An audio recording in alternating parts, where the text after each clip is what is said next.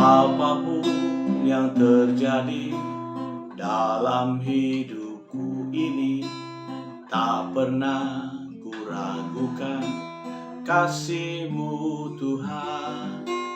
Lewat gunung yang tinggi, dalam lembah yang curam, tak pernah ku ragukan janji-Mu Tuhan. Katakan lagi saya. Apapun yang terjadi dalam hidupku ini, tak pernah ku ragukan kasih-Mu Tuhan. Lewat gunung yang tinggi, dalam lembah yang curam, tak pernah ku ragukan janji-Mu Tuhan. Kau berfirman dan sembuhkanku, Kau bersabda dan selamatkanku. Tiada yang mustahil bagi-Mu, Yesus, ku percaya padamu. Kau berfirman dan sembuhkanku, Kau bersabda dan selamatkanku. Tiada yang mustahil bagi-Mu, Yesus, ku percaya padamu. Apapun yang terjadi, semua itu. Apapun yang terjadi dalam hidupku ini, tak pernah ku ragukan kasih-Mu Tuhan. Lewat gunung yang tinggi, dalam lembah yang curam, tak pernah ku ragukan janji-Mu Tuhan. Kau berfirman dan sembuhkanku, Kau bersabda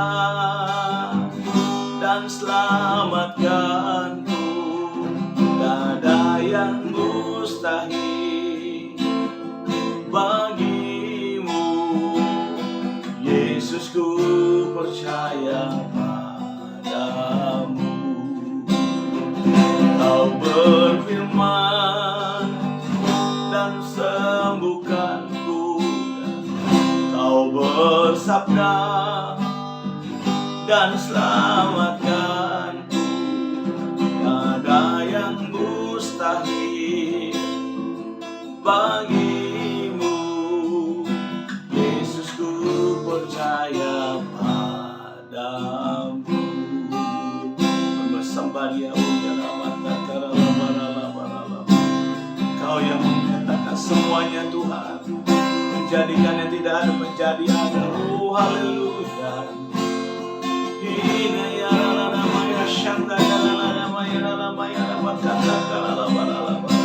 Terima kasih Tuhan buat sahabat ini Tuhan, buat hari yang baru yang Kau nyatakan bagi kami Tuhan. Oh, dalam masyarakat ya dalam baik, Kau sungguh baik, amat baik bagi setiap kami. Oh Yesus, oh ya nama kata oh ya nama kata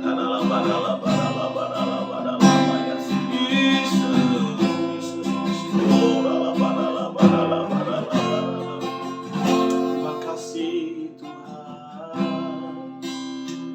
Kau berfirman dan sembuhkanku, yang sakit alami sembuh. Kau bersabda dan selamatkanku. Tiada yang mustahil bagi-Mu, Yesus, ku percaya padamu, ya. Kau berfirman, ya, dan sembuh.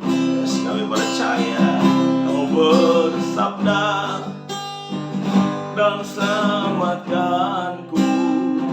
Ada yang mustahil bagimu. Yesus, ku percaya padamu. Yesus, ku percaya padamu. Yesus, ku percaya padamu.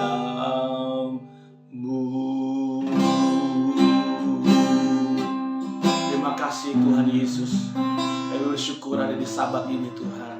Kami percaya dalam tuntunan sepekan hari ini Tuhan, Engkau Allah sudah menyertai sepanjang pekan ini. Dari Senin sampai Sabtu ini Tuhan, kami percaya Tuhan Allah ada bersama-sama kami, terus berjalan bersama kami Tuhan. Terima kasih buat anugerah-Mu besar. Dan sebentar di sharing pagi ini Tuhan, Tuhan berikan kami kekuatan. Hamba-Mu yang terbatas ini pakailah dengan cara-Mu yang tak terbatas. Juga setiap kami yang mendengar, mengikutinya, beribadah bersama, Tuhan berikan kami telinga seorang murid, hati yang diurapi untuk dapat mengerti dan melakukan firman-Mu. Di dalam dan demi nama Tuhan Yesus Kristus, semua kita yang sukacita menyambut firman katakan amin. Haleluya. Tepuk tangan buat Tuhan Yesus. Wow, luar biasa. Shalom. Apa kabar Bapak Ibu Saudara semua? Kita sudah melewati sepekan ini. Dalam tuntunan sepekan, saya melihat luar biasa hamba-hamba Tuhan yang sudah berbagi dengan kita semua dari Senin sampai Jumat kemarin tentang roti hidup. Yes, kalau digali makin dalam rasanya 6 hari ini nggak cukup. Tapi bolehlah hari ini di hari yang ke-7, hari yang ke-6 ya. Hari ke-6 hari Sabat ini kita menyimpulkan buat tentu saya nggak mengulang lagi, tetapi paling tidak melengkapi sebagian. Tapi sebelum itu saya mengingatkan bahwa Senin ini nanti tanggal 5 kita akan memulai lagi dalam Rumah Doa Pagi bersama-sama di Zoom atau live streaming. Di syarat tunda semuanya kita bisa bersama-sama berdoa, memuji, menyembah Tuhan.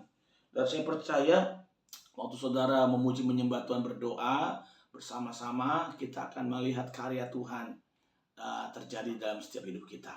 Nah, saya berdoa pagi ini biar kita menangkap pesan ini. Nah, temanya tentang roti hidup. Yes, roti hidup. Artinya kalau kita bicara tentang roti, tentu sudah diulas kemarin ya, tentang makanan. Nah, bagi Yesus sendiri, makananku adalah melakukan kehendak Bapa dan menyelesaikannya. Itu makanan bagi Yesus. Tetapi tahukah saudara, tidak ada satu orang pun yang dapat mengerjakan seperti Yesus. Karena kita bukan Yesus tentunya. Tentu di dalam hal ini saya ingin mengajak saudara, bagaimana caranya kita dapat menjadi serupa dengan Yesus. Berlaku seperti Yesus, berpikir seperti Yesus, berasa seperti Yesus. Satu aja saudara, Yesusnya harus ada di dalam kita. Karena kalau di dalam Yohanes pasal 1, Yesus itu Immanuel. Secara daging, 2000 tahun lalu Yesus itu adalah Immanuel. Tetapi setelah Yesus naik ke surga, dia mengatakan, aku akan mencurahkan rohku ke atas kamu semua. Artinya roh Tuhan itu bukan ada di sebelah kita, di depan, di belakang kita, tetapi dia ada di dalam kita harusnya. Itu yang menjadi keridhaan Bapa di dalam Yesus agar semua kita memiliki hubungan yang erat dan pribadi dengan dia. Karena itu saya mengajak saudara mengerti dulu bagian ini, bahwa apa yang menjadi makanan kita adalah melakukan kehendak Bapa seperti yang Yesus katakan. Untuk itu kita perlu namanya ada satu tubuh, satu roh, satu hati. Nah, salah satunya adalah lewat makan tubuh dan darah Kristus. Bagaimana caranya?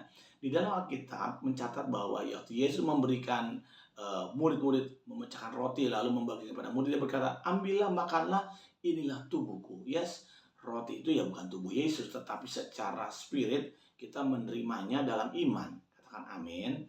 Tetapi dengar, waktu saudara menerima perjamuan dalam artian roti, ini kita bilang roti dan anggur tentunya, tubuh dan darah Kristus. Tapi kita bicara tentang tubuh, yaitu roti, maka yang saudara terima adalah satu roti, benar-benar roti. Tetapi secara iman adalah tubuh Kristus. Dalam artian hubungan kita dengan dia dekat, sangat dekat. Lebih daripada kehidupan kita sendiri bahkan. Kenapa begitu? Karena memang itu yang Tuhan mau. Nah, catatan buat saya agar saudara memahami ya, waktu saya membaca ayat ini tentang tubuh dan darah Kristus, kesalahan kita adalah menjadikan itu keluar dari konteksnya. Konteks persekutuan dengan Yesus. Nah, saya mau ajak saudara untuk menjadi roti hidup terpecah bagi banyak orang. Engkau dan saya harus punya persekutuan dengan Tuhan Yesus. Nah, tubuh dan darah Kristus adalah persekutuan dengan Yesus. Selain doa, ya, membaca firman, memuji menyembah, itu persekutuan dengan Yesus. Tetapi tahukah saudara, persekutuan dengan Yesus juga diterima lewat sakramen atau perjamuan kudus. Tentu di bagian ini saudara memahaminya bukan sebagai konteks kesembuhan, bukan sebagai konteks untuk diberkatin, tapi yang lebih dari itu, jauh dari itu adalah hubungan dekat dengan Tuhan. Nah, pagi ini mari, apakah kita pasti punya hubungan dekat dengan Tuhan? Kalau gitu, kalau belum punya atau mungkin ya udah lama gara-gara pergumulan hidup akhirnya mulai menjauh atau renggang gitu ya. Tapi bolehlah saya mengajak kita semua untuk sama-sama sepakat bahwa kita punya hubungan dekat dengan Tuhan pada saat kita menerima perjamuan kudus. Bukan untuk diberkati, bukan untuk kesembuhan. Apalagi kalau saudara dalam artian, pernah ada satu kali seorang jemaat mengambil roti dan anggur perjamuan hampir 5 atau 6 pasang ya, 6 pot gitu ya. Untuk apa? Untuk anak saya sakit, untuk minum 3 kali sehari. Saya salah, saya bilang. Waduh, Tuhan Yesus tolong. Kenapa? Karena kita keluar dari konteksnya. Konteks di dalam perjamuan kudus ada hubungan. Apalah artinya kesembuhan kalau kita mati masuk neraka? Ini kan kita bicara loh. Jangan sampai kita salah dalam hal memahami konteks ini. Nah, kita tentang roti hidup. Dia adalah roti hidup. Kita makan tubuh dan darah Kristus, kita menjadi hidup. Dan hidup dalam segala kelimpahan. Nah, yang kedua, kita harus menjadi roti hidup bagi banyak orang. Tentunya terpecah bagi banyak orang. Saudara harus ada di antara mereka, bahkan di dalam mereka. Artinya bahwa kita nggak boleh jauh. Makanya kita ada satu gerakan namanya kita dekat. Gerakan kita dekat itu adalah gerakan yang harus kita sepakati bersama bahwa kita memang harus ada di antara mereka. Kenapa? Karena memang itu tugas kita. Panggilan amanat agung. Pergilah, jadikanlah semua bangsa muridku, kata Tuhan Yesus. Artinya kita harus ada di tengah-tengah bangsa itu.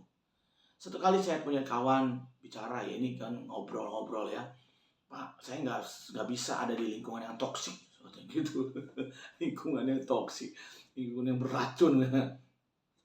Saya nggak bisa, saya mau ada di lingkungan yang bawa damai lah, udahlah orang Kristen aja lah. Aduh, saya bilang yes, mungkin untuk awal-awal oke lah. Tapi kesini saya ingin renungkan, ajak kita merenung. Untuk apa kau ada di lingkungan itu? Tentu tanya Tuhan, pasti ada maksud Tuhan.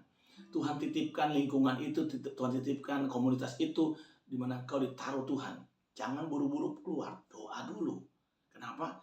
Jangan-jangan Tuhan memang taruh kamu menjadi penjaga Israel. Maksudnya ada di lingkungan itu menjadi garam dan terang bagi mereka. Jadi kalau saya cerita sama teman saya, jangan pergi dulu. Karena mana tahu Tuhan suruh kamu untuk menggarami dan menjadi terang di lingkungan itu. Berdoa, bergantung. Nah, caranya tetap nggak terpengaruh adalah harus hidup. Cara untuk nggak terpengaruh adalah harus tetap hidup. Karena hanya ikan hiduplah yang tidak terpengaruh asin, air asinnya air laut. Begitu dia mati, maka dia jadi ikan asin. Gitu ya. Tetapi kalau dia masih hidup, dia nggak akan pernah jadi asin. Kenapa dia hidup? Yang pertama, kau harus hidup. Hidupnya di dalam siapa dulu? Hidupnya di dalam Yesus. Yohanes 10:10 katakan apa? Aku datang untuk memberi kamu hidup, bagian B. Supaya kamu hidup dalam segala kelimpahan. Artinya Tuhan mau memang kamu hidup, bukan mati, bukan lari, bukan kabur dari pertarungan. Kita mesti menggarami, kita harus ada di situ, menjadi roti hidup terpecah. Nggak mudah terpecah itu, saudara.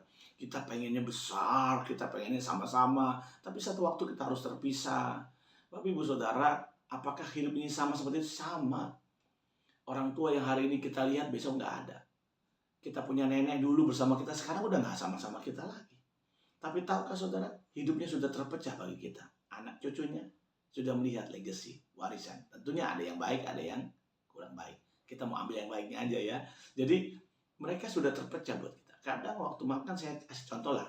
Nenek tuh, kalau lagi makan tuh lihat cucunya belum makan. Dia nggak makan, lebih baik daripada cucunya nggak makan. Hidupnya terpecah, tinggalkan kenyamanan. ingin cari yang terbaik buat anaknya, cucunya. Itu orang yang sudah mengerti tentang arti roti hidup tanpa sadar. Itulah hidup kita. Terpecah bagi banyak orang.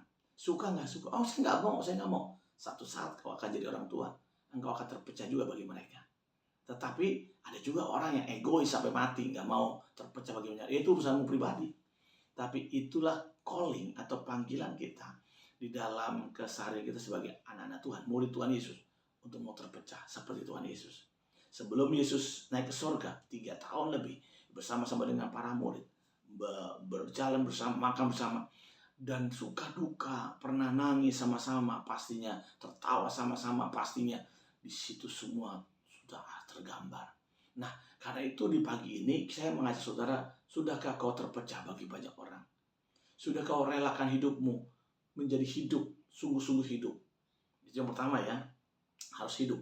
Untuk kau menjadi roti itu, engkau mesti terpecah itu menjadi berkat bagi orang banyak. Engkau mesti hidup, nggak boleh mati, nggak boleh. Kita harus hidup. Katakan harus hidup. Yang kedua, engkau tidak boleh serupa dengan dunia ini. Apa? Tidak boleh serupa dengan dunia ini. Kalau Paulus berkata dalam Roma 12 ayat 2 dikatakan, janganlah menjadi serupa dengan dunia ini, tapi biarlah kita mendapatkan hikmat, mengerti kehendak Allah. Mana yang baik, yang berkenan kepada Allah dan yang sempurna. Saya memahami tentang berubah itu nggak mudah. Ada beberapa orang sempat komen sama saya, Pak, kamu tuh kalau ngomong kayaknya lebih sosialis. Sepertinya. Karena waktu orang mau konseling dengan saya, dia bercerita, Pak, saya belum bisa meninggalkan rokok 100%. Dulu 2 bungkus 1 hari, sekarang Pak, udah berubah lah, sekarang 1 bungkus. Bahkan kemarin saya udah bisa setengah bungkus. Saya katakan, bagus, wah puji Tuhan. Loh, kok puji Tuhan, kata teman saya. Kenapa kamu nggak bilang, nggak boleh, harusnya sampai habis. Loh, usaha yang dia lakukan untuk berubah saja itu sudah baik. Tetapi kan nggak sampai situ kan. Saya ngomongnya nggak sampai itu titik. Sampai situ masih koma. Oh bagus, puji Tuhan. Tetapi saya percaya Bapak pasti bisa sampai tuntas. Tidak terikat lagi. Karena apa? Nggak ada gunanya. Kenapa? Uang yang itu bisa berguna untuk anak-anak yang lebih bermanfaat. Nah, itu yang saya sharing. Artinya gini, jangan pernah sia-siakan atau jangan pernah tidak menghargai usaha untuk berubah. Yang kedua ini jangan serupa.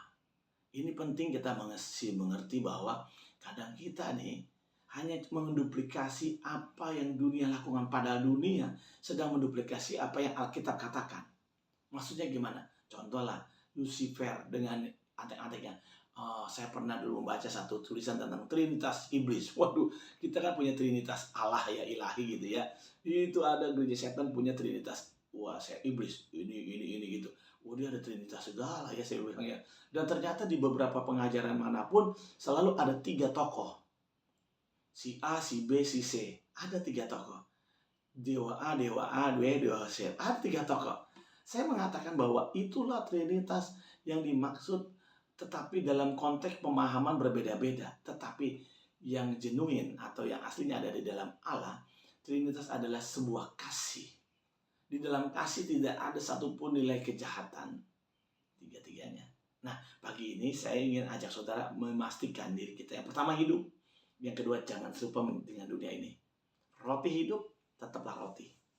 Hati-hati rotinya basi. Atau menjadi kadaluarsa ya. Jadi jangan pernah tahan-tahan. Yang ketiga apa? Menjadi roti hidup itu jangan pernah, satu, tidak harus hidup. Yang kedua harus tidak serupa dengan dunia ini. Yang ketiga, jangan pernah tunda-tunda untuk mengerjakan pekerjaan baik hari ini. Mumpung masih ada waktu. Saya selalu ngomong ini di pertemuan-pertemuan, sisipkan kalimat ini.